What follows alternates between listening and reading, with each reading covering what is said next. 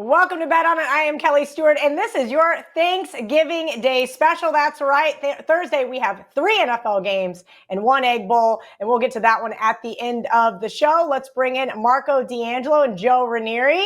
Happy Thanksgiving, gentlemen. I hope you guys are going to be feasting on some of these lines. We're going to get into it right out of the gate here. We've got Buffalo at Detroit. Now, this one's really interesting. The Detroit Lions have won 3 in a row.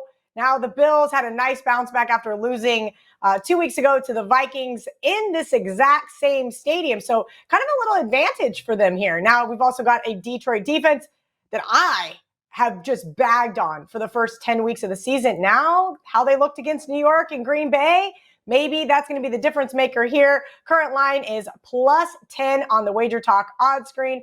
Marco, I'm going to let you talk about this one first. Are we hurting Johnny Detroit's feelings or not? Well, Kelly, Buffalo actually caught a break with that snowstorm because they moved this game, as you said, to Detroit last week. And it's a benefit for them because they get to stay here for this game. So they didn't have to deal with the travel on the short week of road team. We always talk about that when we preview the Thursday games. So that disadvantage is eliminated. Now, last week we saw Buffalo. They kind of were sloppy the first quarter, and it was a little bit to be expected. After all, they still had to have a little bit of a hangover from that Buffalo-Minnesota game 2 weeks ago with that crazy ending. And then because of the snowstorm and the travel situation last week, Buffalo didn't have a normal week of practice. So they looked a little flat, rusty, whatever you want to say, in that first quarter last week. But they got things rolling after that. They scored 10, 9, and 9 in the next 3 quarters and rolled over Cleveland. Cleveland got a late touchdown to make it look closer than it was. Now, this looks like a lot of points on paper, knee-jerk reaction, as you said. Detroit's won 3 in a row, but let's be realistic. Detroit has played Green Bay, Chicago, and the Giants. Green Bay's not good. We know that. Chicago can't play a lick of defense. And, well, the Giants, I think the Giants got caught looking ahead to their Thanksgiving game that we're going to talk about a little bit later. So with all of that said, I'm leaning to Buffalo, but do I want to lay 10 points on the road? I don't know that I can get there. I do like Buffalo. I have the game 34-23. I've got them winning by 11, and we got it sneaking over the total. So I might do something just to have some action. I hate to say it on Thanksgiving Day. Throw them in a money line parlay with something attractive, Buffalo, but and then wait to see what the team totals are. Could look at Buffalo for a team total because I don't see Detroit stopping them, especially since Buffalo, perfect conditions, fast track, and playing here for a second week in a row. I got to figure Buffalo scores 34 or more in this one.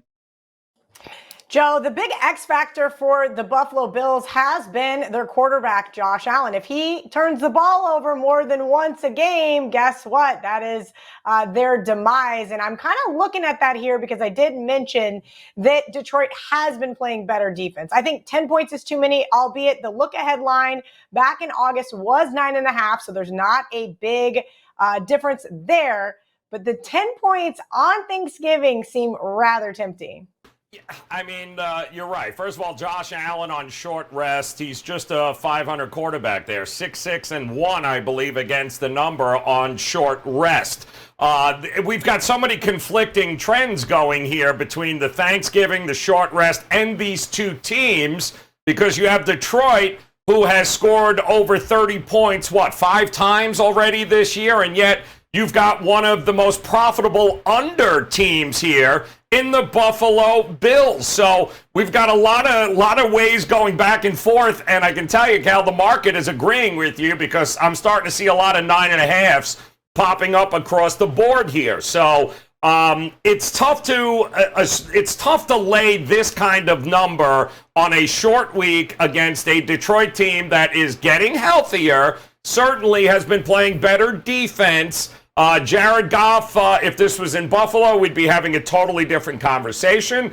But indoors here, it's tough for me too, man. I can't lay close to 10 points here as much as I want to. I do think there's going to be an opportunity to back the Buffalo Bills in the second half. Why? 46, 26, and 3 under Josh Allen is what they are in the second half lines of game. So I think there's going to be an opportunity in game for this. But I just don't see how we're not going to get points in this game. Ultimately, I'd love to go to the under because they have been absolutely profitable with the Bills this year. But something tells me on a short week, they're going to let it fly. I think both of these teams will have success scoring. I'm leaning towards the over in this one if I'm going to play anything. Certainly looking for a live opportunity. Hopefully Detroit scores first, and then I can get the Bills at a much reasonable number. But I do think points are coming in this one, even though the Bills 5-0 to the under on the road this year. I like the over indoors on Thanksgiving. It does look like it could be a track meet, Joe. I agree with you, but I don't agree with you and Marco. Never once in my life have I ever thought about laying double digits on the road. Yeah. Speaking of almost double digits, we're not there yet. Cowboys currently 9.5 over the New York Giants on the Wager Talk odds screen.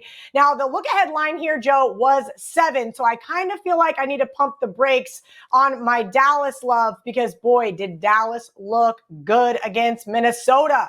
Now, maybe Minnesota was kind of still celebrating that overtime win against Buffalo, but still, this Cowboys defense is the real deal, and they sure showed it to me on Sunday. Joe, your thoughts on this divisional matchup on Turkey Day? So here's the other problem. I mean, Dallas has owned this supposed rivalry, but if it's a rivalry, you actually have to win a couple of times, don't you, for it to be a rivalry? Otherwise, it's just an ass-kicking, which is exactly what the Cowboys have done over the years. The other problem is, though, in some games, the Giants have kept it close against the number here, and you're right. The defense is back for Dallas. But here's the problem, Kel. The defense works when you've got a guy that's going to take 5-7-step dropbacks and try to throw the ball all day. That's not what the Giants do. The Giants are going to run, then they're going to run again, they're going to run some more, and they're going to keep running, which has been a bit of a problem here for the Cowboys this year. They're great against the pass because that pass rush is ferocious. You're asking, again, to lay close to double digits. I'm seeing 9s out there now popping up as the Dallas faithful are coming to the window.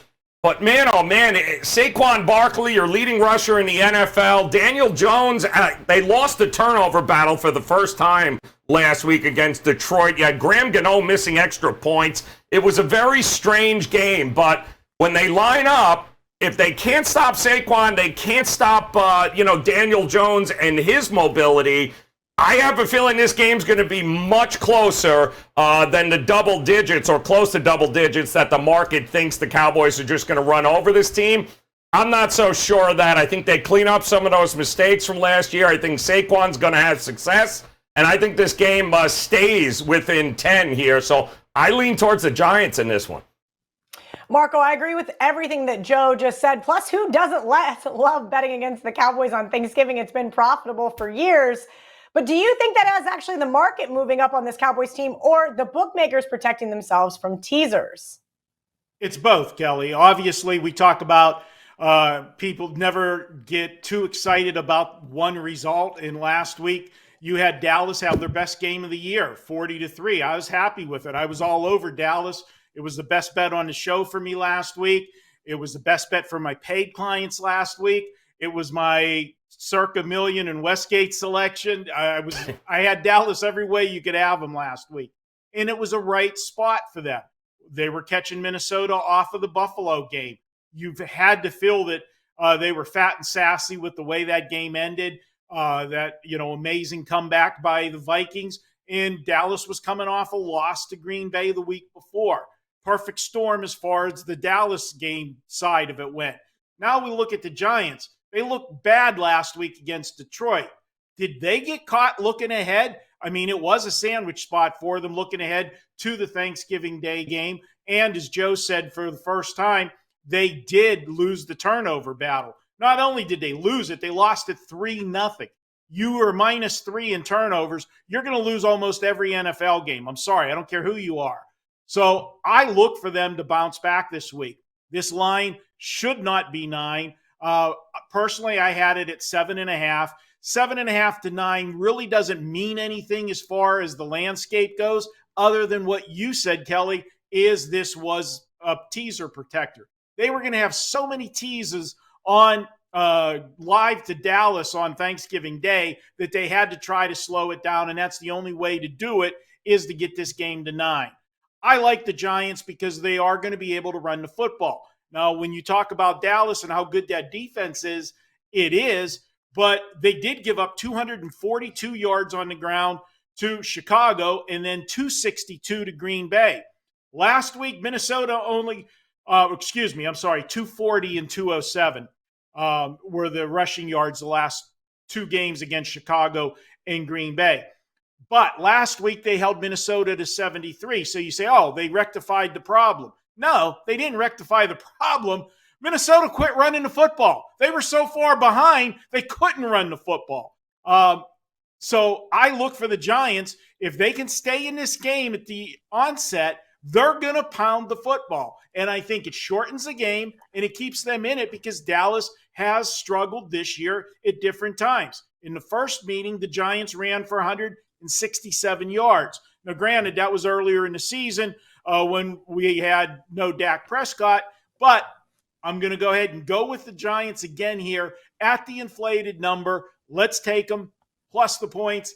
Dallas escapes for all those that want to go ahead and take those teasers, but they only escaped by 4. I got it 24-20 Dallas. I'm grabbing the points with the Giants. All right, Marco, prime time Thanksgiving. We all know what that means for Kirk Cousins, and the market definitely agrees with that. This one opened Vikings minus 3.5, which is what the look-ahead line was. Patriots now down to 2.5-point underdogs on the Wager Talk odds screen. Listen, I bet against this Patriots team a few times this year, and that defense has been the death of me. I need the Vikings to get over that 9.5 season win total. They've all but locked up the NFC North. Can they get a win here for me, Marco? Because this one is making me real nervous. Yeah, Kelly, I've got a couple different angles that I look at, and they contradict one another. So I got to put it where I put more emphasis and weight to. Let's start with the Minnesota Vikings. They couldn't look any worse than they looked last week. And it was to be expected. They were coming off beating the Buffalo. We talked about that game. Coming back home, you want to talk about a sandwich spot. It was the Dallas Cowboys, but you got this game on Thanksgiving. You know, it's a primetime game. You're not generally one of the participants on Thanksgiving Day. So it's, big game for you. Belichick coming to town. Were they fat and sassy last week? Yeah, most definitely they were, but the game was out of reach so early. It got so ugly that Fox pulled the plug on the game in the third quarter. When does the Cowboys ever get pulled off of network TV, especially in the third quarter? It was that bad. So you expect Minnesota to come back with a big effort off of such a poor performance. Now, as far as New England goes, I'll sound like a broken record, and I'll say it just about every time the Patriots are getting points. I'm getting the better defense getting points. There's no question. New England, they are number 7 defensively, allowing 5.2 yards per play. Minnesota's ranked 30th. You've got New England number 2 in points allowed. It's 16.9 per game. So you know that this is going to probably be a lower scoring game. They're going to get pressure on Kirk Cousins. I like to use with teams that are coming off what I call an ugly win. Could it be any more ugly than to have played 59 minutes and 55 seconds and have the score be 3-3? And you win on a punt return, okay? Talk about ugly. That's about as ugly as it gets to win a football game. And people will dismiss teams off of an ugly win. To me, I love them in that spot because you won ugly. You found a way to win a game that you shouldn't have won. To me, that's a momentum starter. That's where winning streaks come from. And if you look at this New England team, they've now won 5 of their last 6 games. The only game they lost was that Monday night game against Chicago, which I'm still scratching my head on how they performed so poorly on Monday night that week. That's the game they had 4 turnovers and they were playing musical quarterbacks. So I like New England plus the points. That's where I lean. I've got it New England 24-23, Kelly. It's a low total. We're getting 2.5. Guess what else I'm going to have a lot of? Okay, New England's going to be a major participant in Marco's teaser colony this week. So small lean to New England in the game, big lean to New England on my teasers. Marco Barco says take the underdog. Joe Raineri, I agree with Marco. The Pats now at 2.5 will be in. A few teasers for me. Maybe those teasers are finally making a little comeback. We got Buffalo, we got the Niners, we got the Raiders this week. So hopefully they've turned a corner here, and it all starts with New England on Thanksgiving Eve. Tell me your thoughts on this one. Marco mentioned better defense plus the points. I mentioned Kirk Cousins in primetime. All signs are pointing towards the Patriots. But as I mentioned, I need a Vikings win. And oh, by the way, I have a nice little side bet with our friend CT Bets for the Patriots under. So that Jets result hurt just a little bit. I was really cheering for a tie there, Joe. So was I. I was good. You know what I was rooting for? A punt that went out of bounds. No idea why you kept it in play, but that's a whole different story. Let's talk about Kirk Cousins here and what he has done. Let's talk about the positives with Kirk Cousins. Number one, he's 33-17, Cal, off a straight-up loss since 2015. He's, in fact, the most profitable quarterback in the NFL in this spot. However, he's also, 10-18 straight up, 11-17 against the number in night games. He's also the third least profitable quarterback in these situations, along with Matt Stafford and who else? The Red Rifle, Andy Dalton. So we've got all of these trends like Marco was talking about going, it's Kirk Cousins in prime time, he's at night, but off a loss, he's been the most profitable quarterback to bounce back against the number. This was 3. It's come down now a little bit. 2.5? I think the teasers are absolutely in play. We also know that since 2000, 23-16 to the under on Thursday night games, right? They're only 6-5 this year. So we're getting right to that point now in this November. We've also seen, I think, the last 4 go up and over on Thursday night. This is a tough spot here. I tend to think the defense is going to have their way, that being the New England. But keep an eye on the injuries. You've got Andrews, the center, and the starting right guard are injured for New England. They also lost, Kirk Cousins lost his best offensive lineman in the concussion protocol. So there are plenty of injuries to be concerned about on both offensive lines, which tends to lead to, better days for the defense. And I think both defenses are going to have some success here. So along with the teasers, I think the under. I know they've gone over as of late, but I just think there's going to be a lot more success with the defenses here. We all know Kirk Cousins turning into a pumpkin like he did last week in these spots. Yeah, I think Belichick is he's going to have the right defense lined up. And if Dallas could get to him the way they did last week for 7 sacks, the New England Patriots edge rushers are just as lethal. So I see this game as an under spot with New England being that first leg and a whole lot of teasers in this upcoming weekend. All right, that is the end of our NFL segment. And now, by my special request, that's right, we have to talk college football. I know Marco tried to get out of it. He said he had to do his hair. We're talking the Egg Bowl. I'm going to go to Joe first on this one because Marco needs some extra time to review his notes, according to my text. That's right, we've got Ole Miss, 2.5-point favorites versus Mississippi State. Total 59. Joe, the reason why I wanted to talk about this game also, 1, I love college football more than NFL. 2, I really wanted to back Ole Miss in this game. I have not been sold on this Mississippi State team. And I'm not saying that Georgia and Alabama are in the same category as Ole Miss, but Mississippi State has just not really played up to the level of competition. I know this line seems a little fishy. The Rebs just lost to Arkansas, but they had over 703 yards of offense.